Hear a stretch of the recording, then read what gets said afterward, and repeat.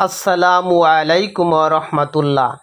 প্রিয় দেশ এবং প্রবাসের ভাই ও বোনেরা, আমরা চলে এসেছি বিশ্ব জাকের মঞ্জিল আটরশি পাক দরবার শরীফে।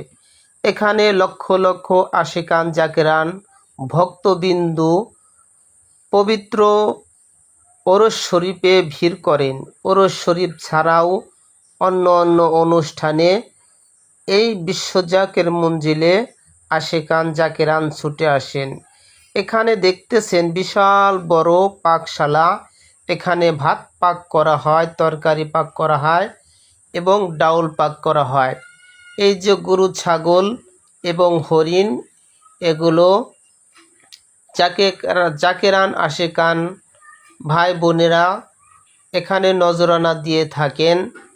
এখানে ভাত পাক করা হয়। এই ভাতগুলো অনেক মানুষ খায় এবং খেয়ে তাদের অনেক রোগ দূর হয়ে যায়। এখানে হাজার হাজার কর্মী ভাই বোনেরা আছে।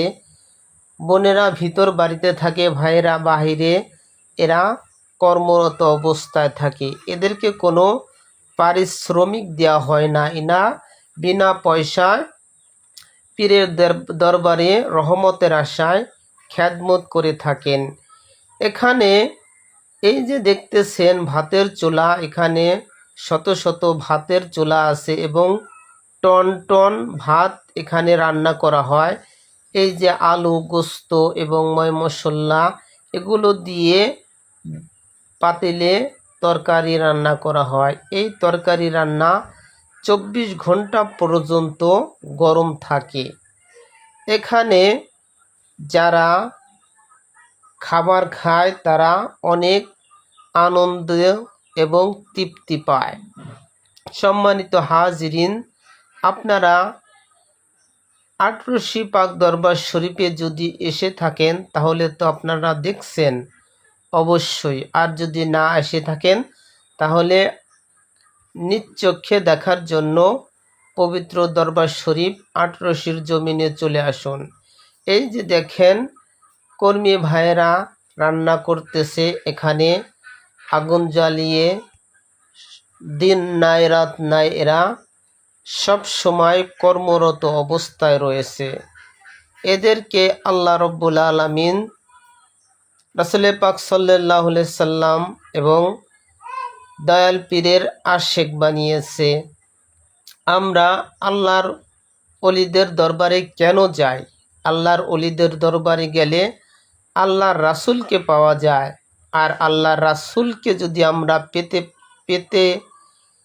আমরা যদি আল্লাহর রাসূলকে পাই তাহলে আমরা আল্লাহকেও পেয়ে যাব, ওতে কোনো সন্দেহ নাই।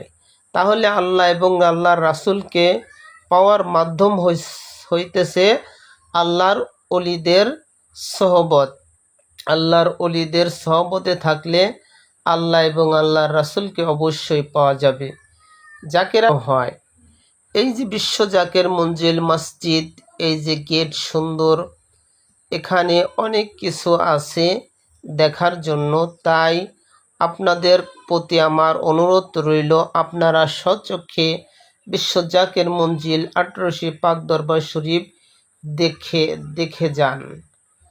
আল্লাহ রব্বুল আলামিন যেন আমাদের সবাইকে সঠিক পথে চলার জন্য তৌফিক দান করেন। আমিন। আসসালামু আলাইকুম।